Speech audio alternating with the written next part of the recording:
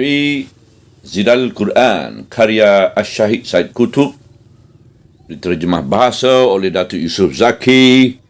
Semoga Allah memberkati mereka. Pentafsiran ayat 258. Kita memulakan dengan membaca terjemahan ayat 258 hingga 260 sebagai kumpulan ayat-ayat. Bismillahirrahmanirrahim.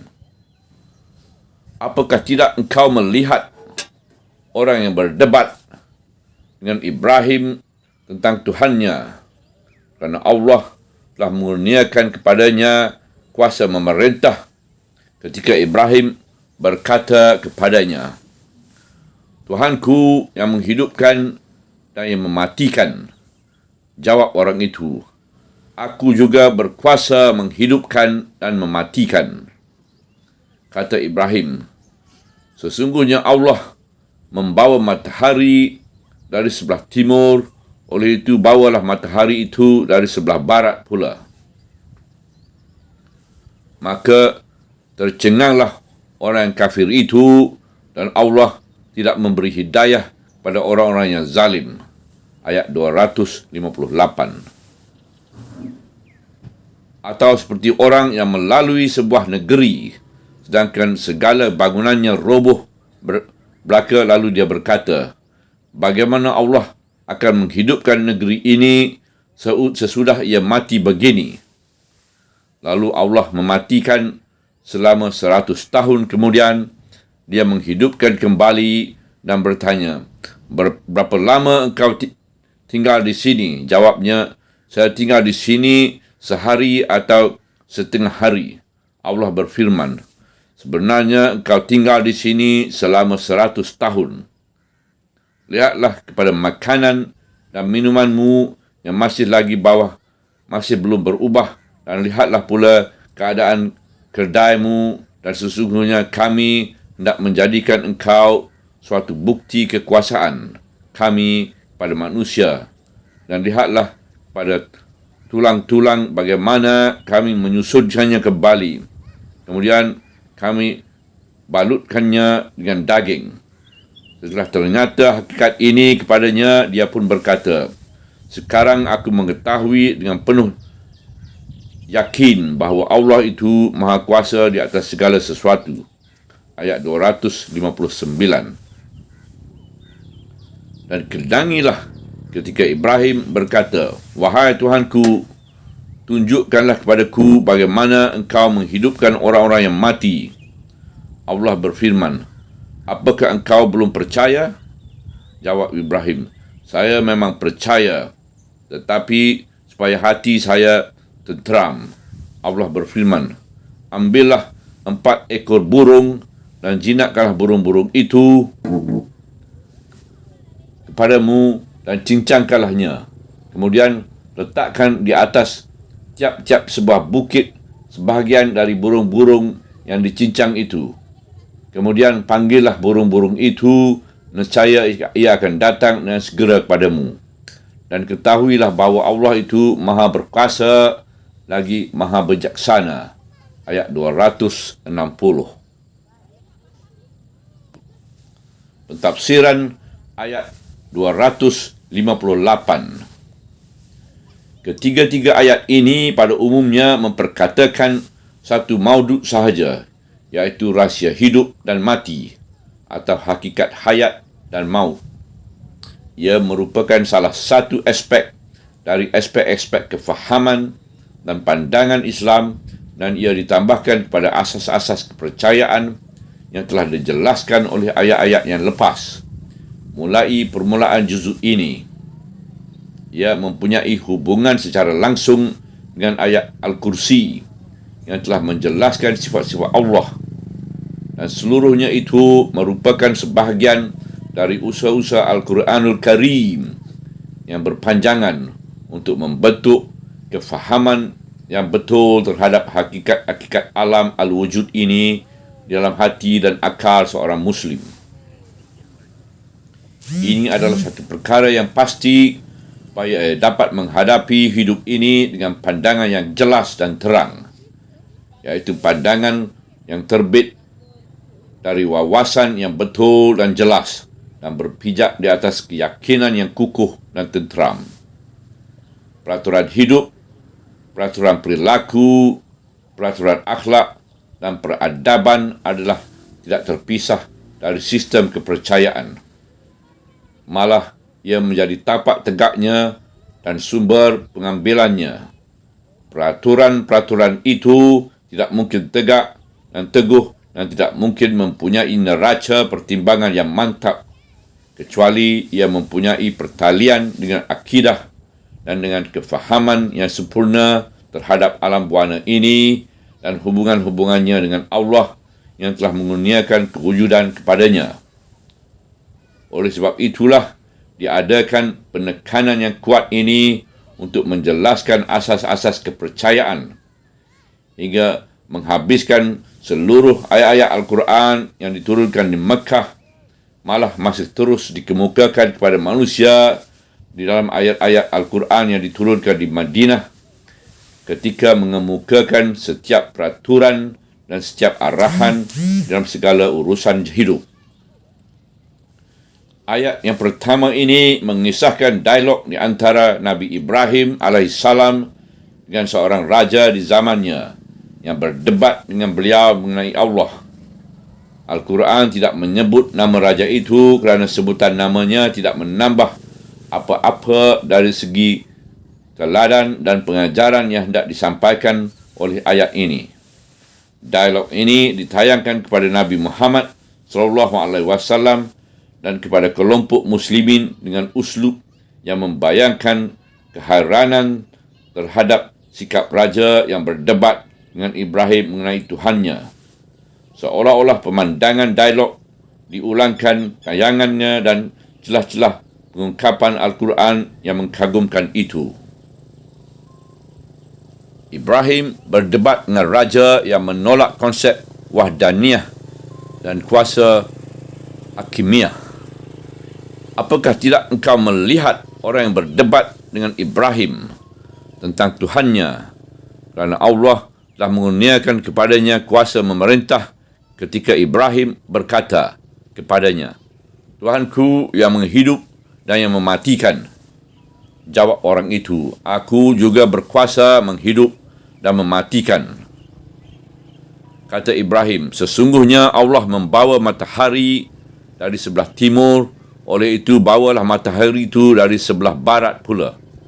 Maka tercenganglah orang yang kafir itu dan Allah tidak memberi hidayat pada orang-orang yang zalim. Ayat 258. Raja yang berdebat dengan Ibrahim mengenai Tuhannya itu bukanlah menolak kewujudan Allah. Malah ia hanya menolak wahdaniyah Allah dari segi uluhiyah dan rububiyah dan menolak pentadbiran dan pengurusannya yang tunggal terhadap perjalanan alam buana ini. Samalah dengan setengah-setengah golongan sesat di zaman jahiliyah yang mengiktirafkan kewujudan Allah tetapi mereka mengadakan tuhan-tuhan tandingan bagi Allah. Dan kepada tuhan-tuhan inilah mereka hubungkan sesuatu aktiviti atau amalan dalam hidup mereka. Raja itu juga menolak bahawa hak hakimiyah itu atau hak hakimiyah atau hak memerintah itu adalah milik Allah yang Maha Esa sahaja. Tiada undang-undang melainkan undang-undang Allah dalam segala urusan hidup di bumi dan dalam perundangan masyarakat. Raja yang menolak wahdaniyah Allah dengan degil itu berbuat demikian atas sesuatu sebab yang sepatutnya menjadi dia beriman dan bersyukur. Sebab itu ialah kerana Allah telah mengurniakan pemerintahan padanya dan meletakkan kuasa di tangannya. Sepatutnya dia bersyukur dan mengakui wahdaniyah Allah. Tetapi kuasa telah membuat orang yang tidak menghargai minat Allah, tidak menghargai nikmat Allah dan tidak memahami sumber pemberian itu, lalu dia menjadi manusia yang melampau dan angkuh. Oleh sebab itulah mereka meletakkan kekufuran di tempat kesyukuran dan menjadi sesat dengan sebab yang seharusnya mereka boleh menjadi mukmin. Mereka dapat menjadi pemerintah kerana Allah mengangkat mereka menjadi pemerintah. Tetapi Allah tidak membenarkan mereka memperhambakan orang ramai dengan memaksa mereka mengikut undang-undang yang dibuat oleh mereka. Sedangkan mereka juga bersifat hamba seperti orang ramai. Mereka seharusnya menerima undang-undang atau syariah dari Allah dan tidak membuat undang-undang sendiri yang lain dari syariah Allah, kerana mereka hanya khalifah atau wakil pemerintah, bukannya pemerintah yang sebenar. Oleh sebab itu, Allah menyatakan keharainan terhadap kelakuan raja ini apabila dia bentangkan ceritanya kepada nabinya. Apakah tidak engkau melihat orang yang berdebat dengan Ibrahim tentang Tuhannya, kerana Allah telah mengurniakan kepadanya kuasa memerintah? Apakah tidak engkau melihat? Itulah pertanyaan yang mengandungi maksud mengeji dan memburuk. Pantahan dan kecaman itu tercetus dari susunan kalimat pertanyaan itu sendiri dan susunan maknanya. Perbuatan itu adalah satu perbuatan yang sungguh keji. Adalah tidak wajar bagi seseorang berdebat dan membantah dengan sebab nikmat dan kurnia. Adalah tidak wajar bagi seseorang hamba mendakwa mempunyai sesuatu kuasa dari ikhtisas Allah. Adalah tidak wajar bagi seseorang pemerintah memerintah manusia dengan hawa nafsunya tanpa mengambil undang-undang dari Allah. Ketika Ibrahim berkata kepadanya, Tuhanku yang menghidup dan yang mematikan. Hakikat hayat dan maut. Kerja-kerja menghidup dan mematikan merupakan dua gejala yang berulang-ulang kali berlaku pada setiap saat dan sentiasa terdedah pada perasaan dan akal manusia. Tetapi dalam waktu yang sama, kedua-duanya merupakan rahsia yang membingungkan mereka. Akal manusia terpaksa merujukkan rahsia ini kepada sumber yang lain yang bukan bersifat manusia dan kepada urusan yang lain dari urusan para makhluk.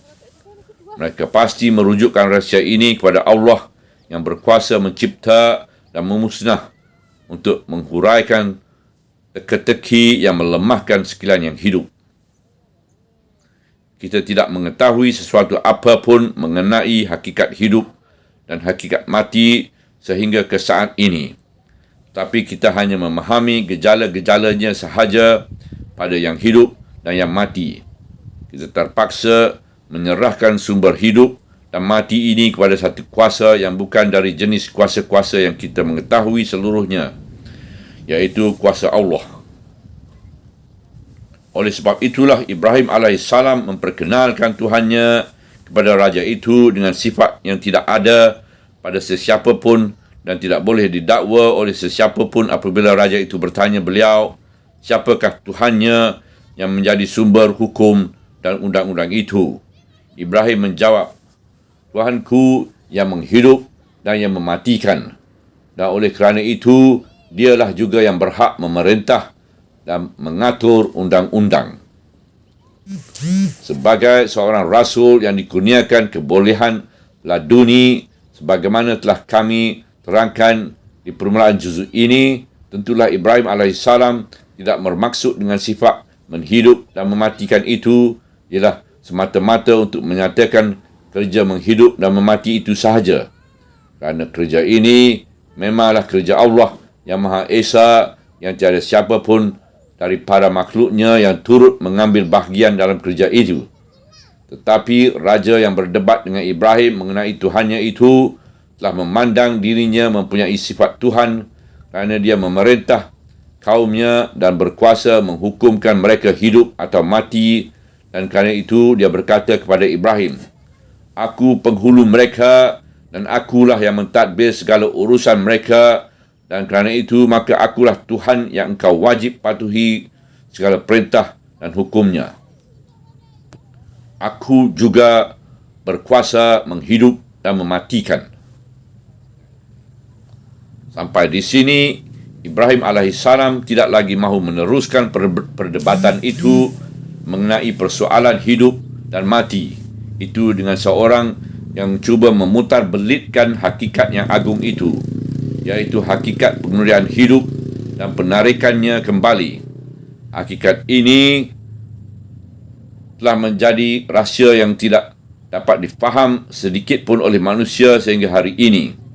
Sampai di sini Ibrahim alaihissalam mengalihkan pembicaraannya dari persoalan undang-undang alam yang tersembunyi, iaitu undang-undang hidup mati, kepada undang-undang alam yang zahir yang boleh dilihat, iaitu ia membuat perubahan dari cara membentang undang-undang alam dan sifat-sifat ketuhanan yang terkandung di dalam fitrah, dalam firman-Nya. Tuhanku yang menghidup dan mematikan, pada cara membuat cabaran dan meminta kepada raja yang ingkar, degil dan mempertikaikan Allah itu supaya mengubah undang-undang alam untuk menyedarkannya bahawa Allah itu bukannya raja suatu kaum di suatu sudut bumi, malah Allah itu ialah pentadbir dan pengurus seluruh alam buana, dan dari kuasa rububiyahnya terhadap alam inilah dia berhak menjadi Tuhan yang mengatur undang-undang hidup manusia. Ibrahim berkata, sesungguhnya Allah membawa matahari dari sebelah timur, oleh itu bawalah matahari itu dari sebelah barat pula. Itulah hakikat alam yang berulang-ulang kali dilihat oleh mata dan akal manusia setiap hari. Tidak pernah mungkin dan tidak pernah terlewat walau sedikit pun. Hakikat ini tersergam di hadapan mata dan dapat berbicara dengan fitrah manusia walaupun seorang pun tidak pernah mengetahui suatu apapun tentang susunan kejadian alam itu dan tidak pernah belajar sedikit pun tentang hakikat-hakikat dan teori-teori ilmu falak. Kerana semua risalah yang dibawa para rasul itu dapat berbicara dengan fitrah manusia yang berada di mana-mana tahap perkembangan akliyah, kebudayaan dan kemasyarakatan untuk memimpin mereka dari tempat di mana mereka berada. Oleh sebab itulah cabaran Ibrahim itu berbicara dengan fitrah manusia seolah-olah ia berbicara dengan lidah realiti yang tidak dapat dipertikaikan lagi. Maka tercenganglah orang yang kafir itu. Kini cabaran terus terbuka. Kini persoalan amal jelas tidak ada jalan untuk disalah ertikan atau untuk dipertikaikan. Lebih baik menyerah sahaja dan lebih wajar beriman saja. Tetapi perasaan angkuh untuk kembali ke jalan yang benar itu telah menghalangkan raja yang kafir itu. Lalu dia menjadi kaget, putus asa dan bingung. Allah tidak menunjukkannya ke jalan yang benar kerana dia tidak pernah mencari hidayah, tidak pernah mencintai kebenaran dan tidak pernah menjunjung keadilan. Dan Allah tidak memberi hidayah pada orang-orang yang zalim. Ayat 258. Perdebatan yang diceritakan oleh Al-Quran kepada Nabi-Nya SAW dan kepada kelompok muslimin ini berlalu sebagai contoh kesesatan dan kedegilan dan sebagai satu pengalaman yang dapat dijadikan bekalan kepada para rasul yang baru untuk menghadapi para pengingkar dan untuk melatihkan hati yang menghadapi kedegilan mereka. Begitu juga ayat ini berlalu dengan menjelaskan hakikat-hakikat yang menjadi asas kepercayaan yang terang yang terkandung di dalam ayat. Tuhanku yang menghidupkan dan yang mematikan. Sesungguhnya Allah membawa matahari dari sebelah timur, oleh itu bawalah matahari itu dari sebelah barat pula. Satu hakikat mengenai diri manusia dan satu hakikat lagi mengenai cakrawala. Kedua-duanya merupakan dua hakikat alam yang besar yang sentiasa berulang-ulang dan sentiasa boleh dilihat oleh mata hati dan mata kasar di waktu malam dan siang, tanpa memerlukan ilmu pengetahuan yang banyak dan fikiran yang panjang. persoalan keimanan diserahkan kepada penemuan fitrah. Oleh kerana Allah amat kasihan pada manusia, maka dia tidak menyerahkan mereka dalam perkara keimanan dan mencari keimanan ini kepada pencapaian ilmu pengetahuan yang mungkin terlewat dan tersangkut dan kepada hasil pemikiran yang mungkin tidak dapat dilakukan oleh golongan manusia yang primitif. Malah Allah menyerahkan mereka dalam perkara keimanan yang amat penting ini yang diperlukan oleh fitrah mereka yang menjadi asas kebaikan hidup mereka dan ketertiban masyarakat mereka dan seterusnya menjadi sumber undang-undang, nilai-nilai dan peradaban-peradaban mereka kepada semata-mata penemuan fitrah mereka dengan hakikat-hakikat alam yang terbentang kepada seluruh insan, iaitu hakikat-hakikat yang memaksa dirinya ke atas fitrah manusia hingga menyebabkan mereka tidak dapat menghindarkan diri dari saranan-saranannya melainkan dengan usaha-usaha yang sukar, sulit dan degil. Persoalan kepercayaan atau keimanan samalah dengan semua persoalan persoalan vital yang menjadi teras hidup makhluk insan. Setiap makhluk yang hidup mencari makanan, minuman, udara dan anak pinak dengan dorongan naluri semula jadi. Perkara-perkara vital seperti ini tidak ditinggalkan sehingga pemikiran seseorang itu sempurna dan matang atau sehingga ia mempunyai ilmu pengetahuan yang banyak, dan andai yang ditinggalkan begitu tentulah hidup makhluk yang hidup itu akan terdedah kepada bahaya. Keimanan merupakan sesuatu yang vital kepada manusia, sama seperti hayawiyah makanan, minuman dan udara kepada mereka. Oleh sebab itulah Allah menyerahkan manusia dalam perkara ini kepada penemuan fitrah mereka dengan bukti-bukti kekuasaan Allah yang bertaburan di lembaran-lembaran seluruh alam buana. Ini sama ada di dalam kejadian diri mereka sendiri atau kejadian di merata pelosok alam. Subhanallah, walhamdulillah, wala ilaha illallah, wallahu akbar, wala hawla wala quwata illa billahil aliyil azim, wala hawla wala quwata illa billahil aliyil azim, wala hawla wala quwata illa billahil aliyil azim.